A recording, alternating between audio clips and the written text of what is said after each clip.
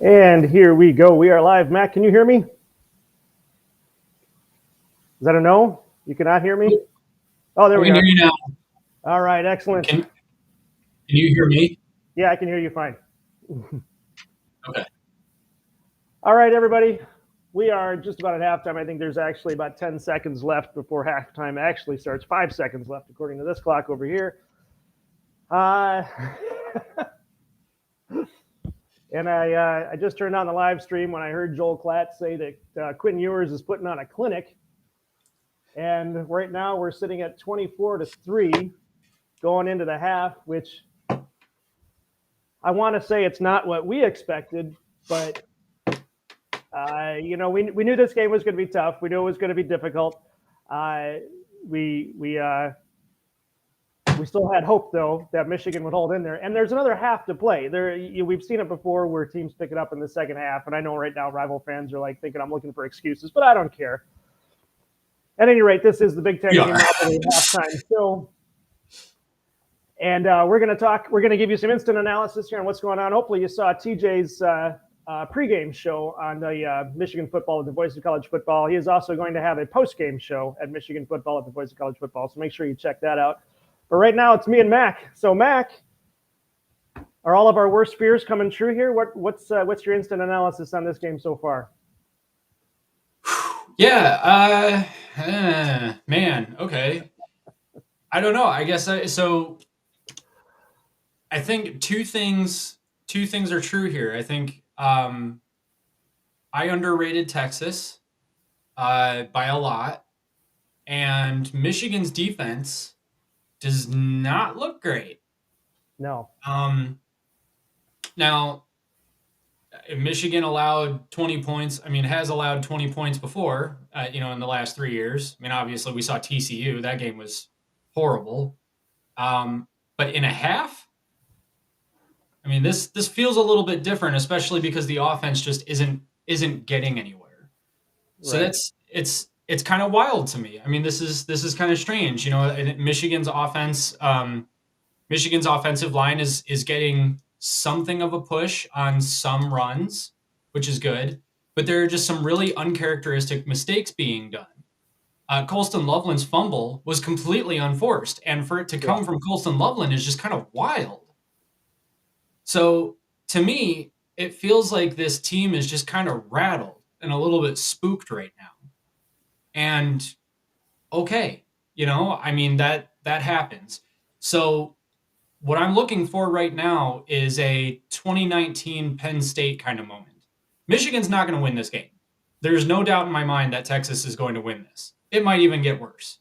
But what I want to see from Michigan now is a 2019 Penn State moment where they come out from halftime and make a decent comeback. And Texas is a better team than Penn State for sure, even back then, and today especially. I think Bowling Green is still beating Penn State. Holy crap. But if Michigan just says, okay, you know what? We're probably going to lose this game. Let's just go out there and have fun. I mean, just throw the ball around. Do whatever. Just see what happens. Do some things that you can kind of build on for next week. You've got Arkansas State next week. So that's a good game where you can then take the lessons that you've learned from this game and say, okay, what if we tried this? What if we tried that? I think if Michigan can do that, depending on how this second half looks, Michigan is still a 9-3 team in my book. Oregon becomes an interesting question. Washington becomes an interesting question. Ohio State, at the moment, I think is totally out of reach. But if this is a more competitive second half, then Oregon and Washington, I think, are kind of interesting games to look at then. Because at that point, if Michigan beats Oregon and Washington but loses to Ohio State, are they a bubble playoff team? And USC. We might have to see some things about USC for sure. That'll be a questionable game. But if this is a competitive second half, I think Michigan can still be a bubble playoff team. And if not, okay, that's fine. Some teams can reload after national championship seasons. Some teams have to rebuild. And Michigan turned over a coaching staff. Michigan turned over a ton of players. If we have to just swallow our pride and accept that this is a rebuilding year, it is what it is. Yeah, and I mean, so now we're going to get attacked for that. I shouldn't keep saying that. It doesn't really matter. But yeah, we were hoping that this was going to be something close to a reloading year, because obviously Sharon Moore is not like, it's not like he's a new coach coming in. He's been there with Harbaugh for years now. All the other coaches were brought up except for Wink Martindale and I forgot the other one's name. But most of the coaches, most of the players have been brought up, trained up, coached up. And like we said before, we were hoping that this would be closer to a reloading year than a rebuilding year. Obviously, we're hoping for a better showing than this, but here we are. And I wanted to point out that last year, the only two teams to score 24 points on Michigan were Ohio State and Maryland. Everybody else was under 24 points. And then, of course, Michigan won those games. They beat Ohio State 30-24. They beat Maryland 31-24. So yeah, this is interesting. Like everybody's saying in the chat, it looks like, the coaches lied to us about the quarterbacks. Yeah, maybe they did. We have no depth at defense. I think it was Klatt who said during the game that once the starters sat out because they were getting tired, they're bringing in the not secondaries, but the backups, and the backups just could not hold the line.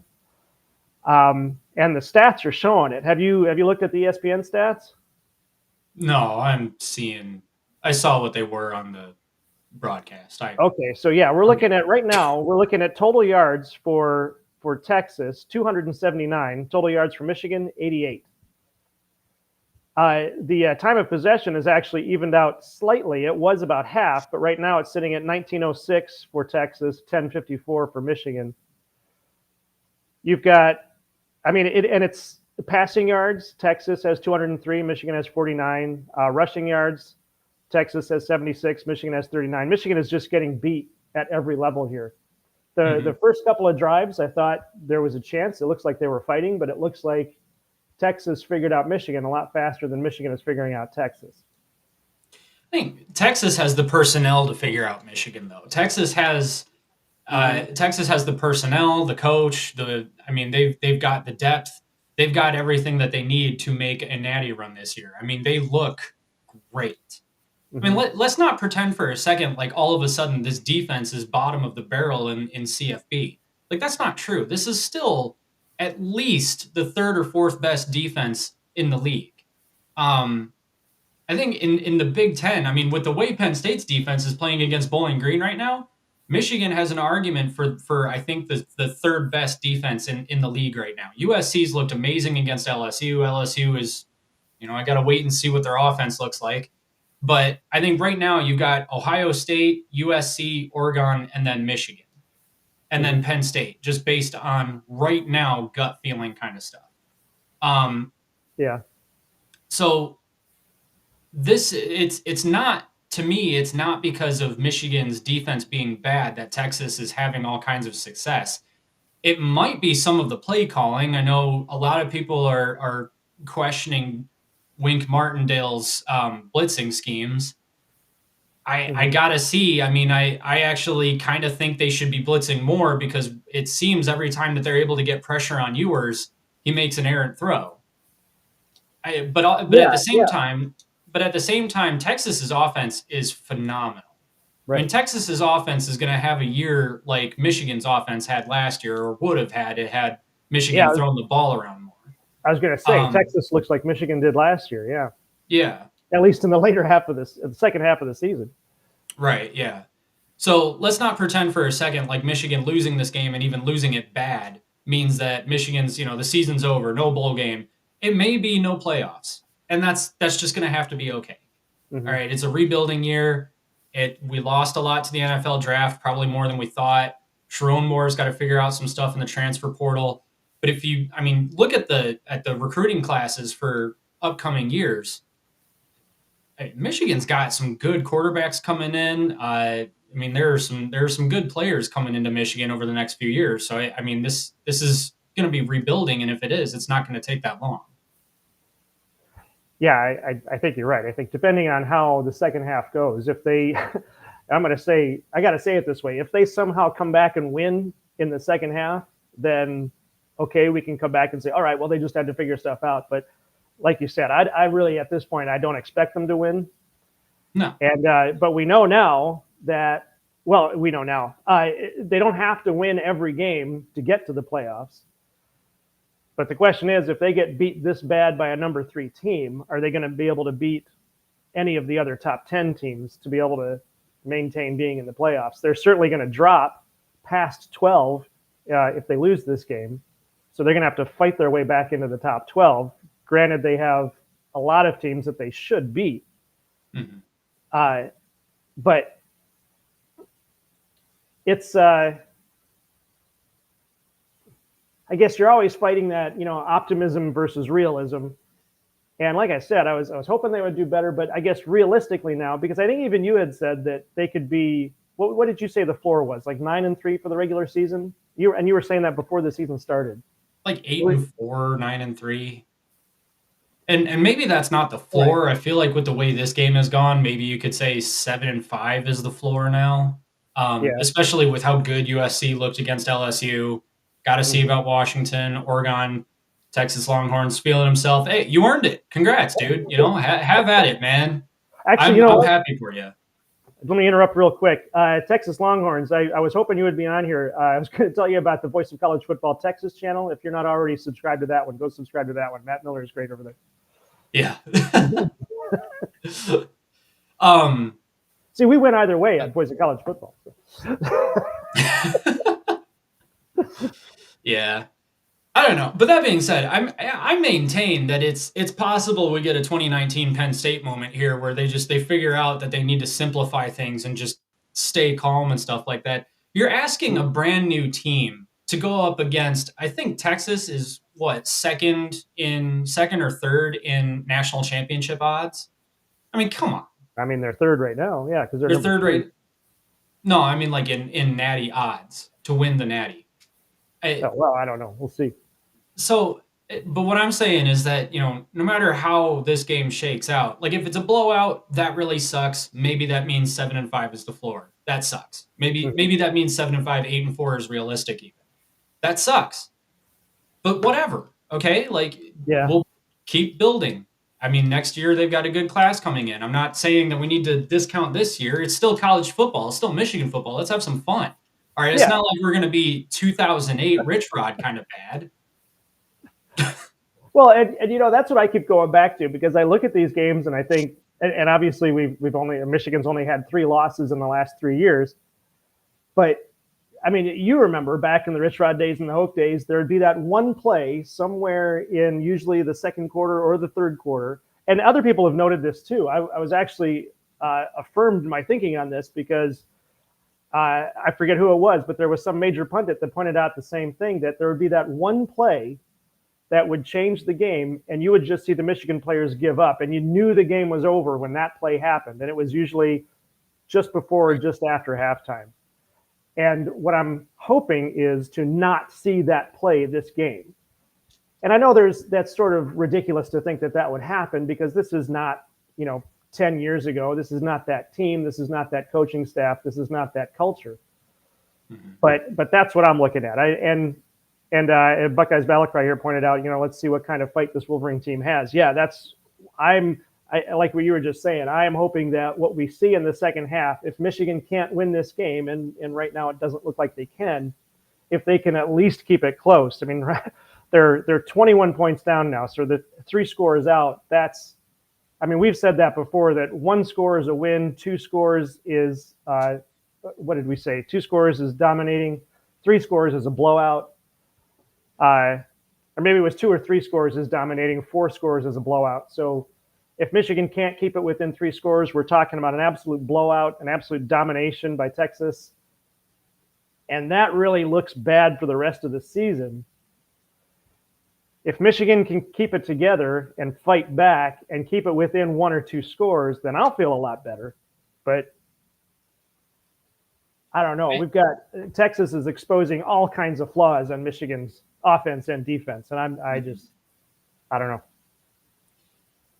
I think, obviously a 24-3 halftime deficit. I mean, it's like I said, Michigan's not going to win this game.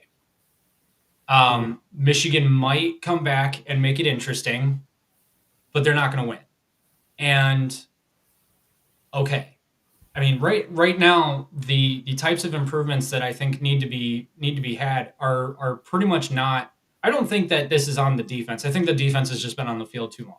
Yeah. I mean, Michigan's offense had one drive where they were able to sustain anything, and it ended in a field goal, which at the time kind of felt like a win. Maybe that was something they could build on.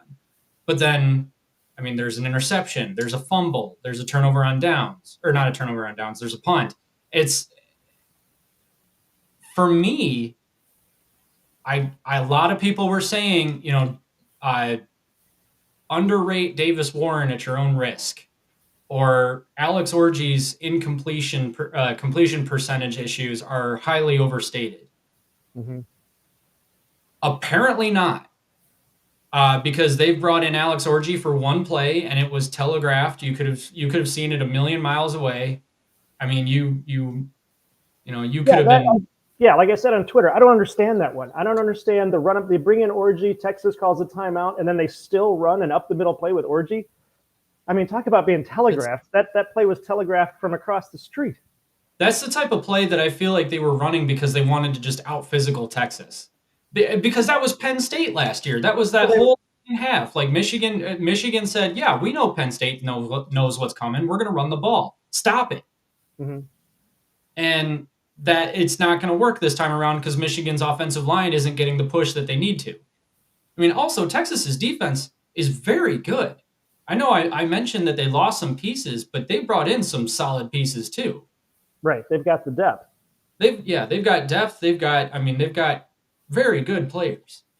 So yeah, a blowout is going to suck here if that's what happens.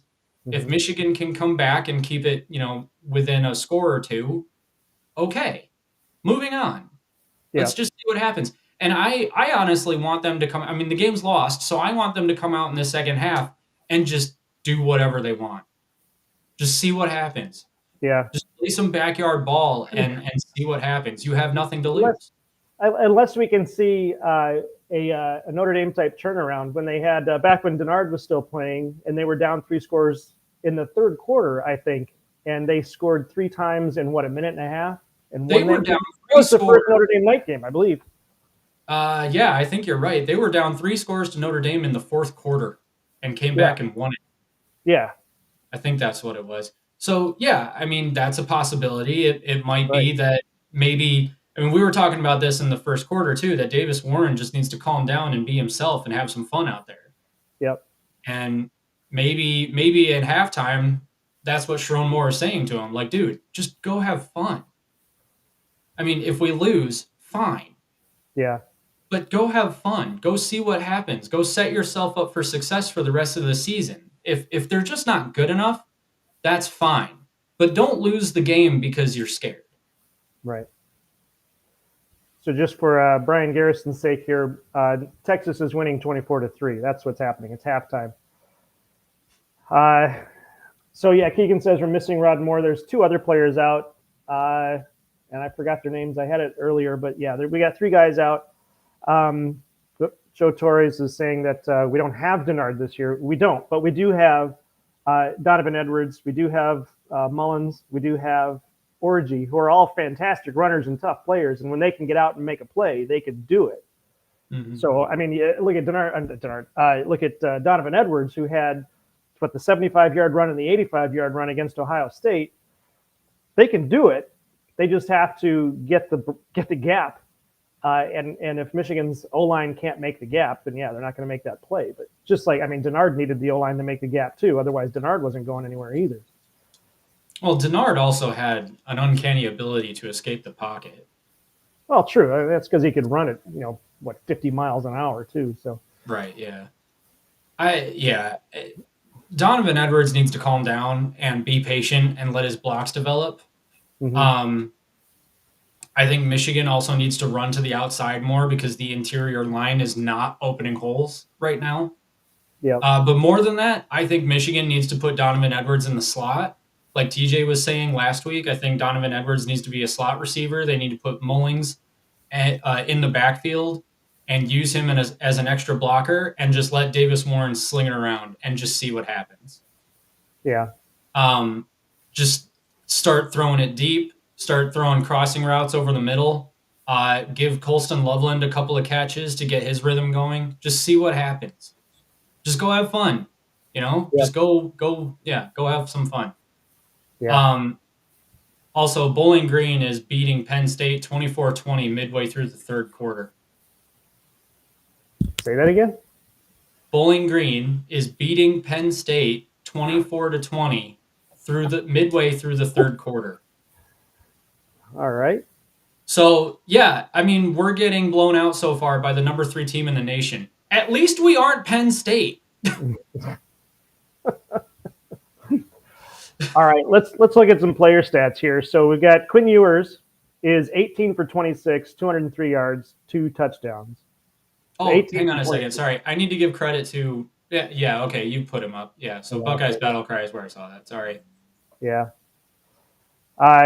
So Quinn Ewers is 18 for 26, 203 yards, 2 touchdowns. Davis Warren, meanwhile, is 8 for 11, 49 yards, and 1 interception. Yep.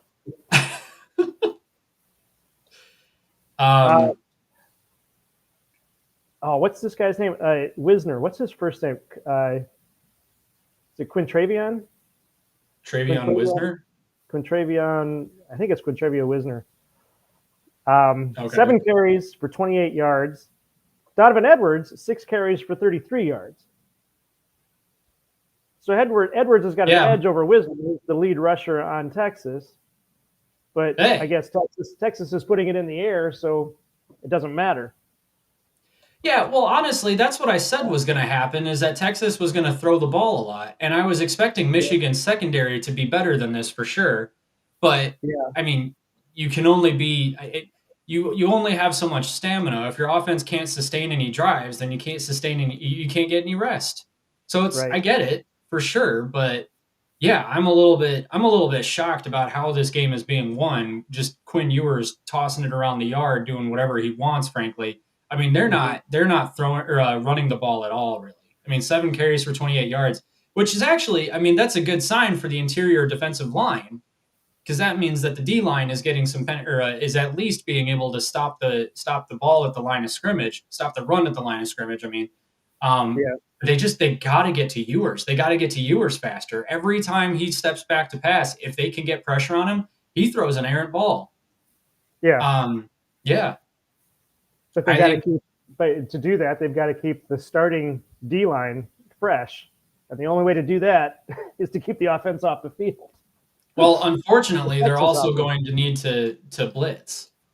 Right. So they're going to need to come up with some interesting blitz packages too, which I don't love because Texas has great wide receivers. And I mean, they've also got that really good tight end, Gunnerhelm. I can't remember his first name. I think it's Gunner. Yeah. It looks like the game is about to start, though. I think halftime is over. So if you had to adjust your pick for this game, what are you going with? I would say Texas 42, Michigan 14. Yeah, my original pick was 24-21 Michigan, but yeah, I think we're looking more at probably something in the 40s, 48 to 12 maybe. Yeah, somewhere in there. And I mean, that's kind of an emotional hedge too, because I'd still love to see a 2019 Penn State kind of turnaround. Right. Let's hope so. But we'll see. We'll see. All right. Well, the game has restarted, so everybody, TJ has a post-game show. Watch that on Michigan Football at the Voice of College Football right after the game. Go Blue. Mac, what do you got? Take us out. Calm down. Everything's going to be okay. We knew this was going to be a rebuilding year. Go Blue. It'll be okay. Calm down. We're good. All right. Enjoy the rest of the game, everybody. We will see you Monday night at 8 p.m. live on Big Ten Team Rivalry Show. Mac, take us out. This is the Big Ten Team Rivalry Show. I actually did it that time. Nice.